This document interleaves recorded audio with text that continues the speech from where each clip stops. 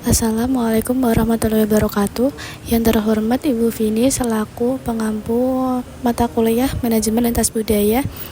Perkenalkan, nama saya Ayol Safitri dengan NIM 73114222363.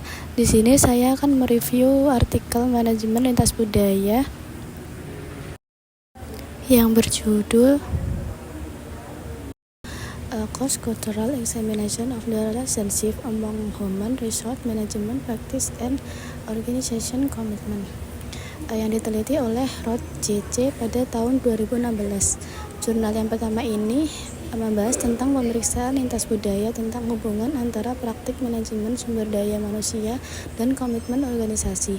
Peneliti saat ini meneliti dampak 3 praktek HRM atau Human Resource Management tingkat organisasi terhadap komitmen organisasi individu dalam survei terhadap 2.424 individu di 120 organisasi yang beralokasi di 4 negara dan 3 industri.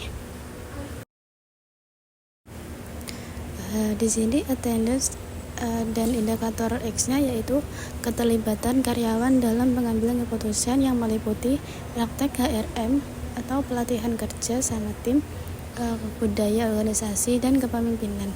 Kemudian konsep dan indikator Z-nya yaitu pelatihan karyawan yang meliputi praktek HRM, budaya pembelajaran, dukungan manajerial.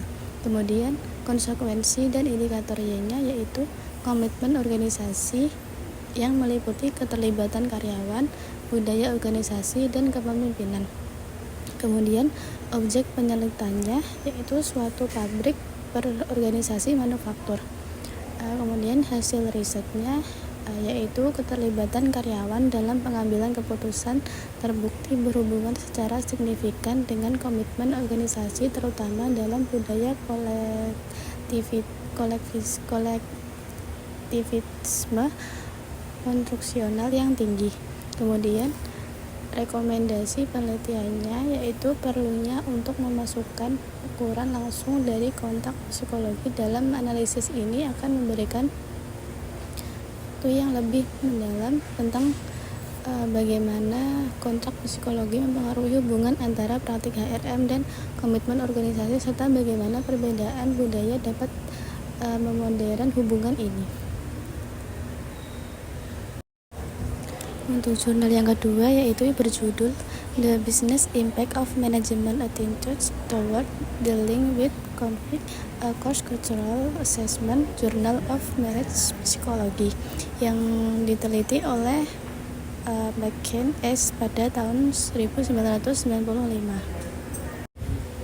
Pada jurnal yang kedua ini meneliti perbedaan dalam konflik gaya penanganan konflik antara orang Asia dan Amerika Utara dan bagaimana perbedaan ini mempengaruhi manajemen dalam perusahaan, dan menjelaskan bagaimana para invention dan yang bekerja dengan manajemen menemukan bahwa pendekatan budaya yang berbeda terhadap penalaran dan penanganan konflik dapat menyebabkan ketidakefektifan organisasi kecuali ada saling pengertian dan pengembangan makna bersama.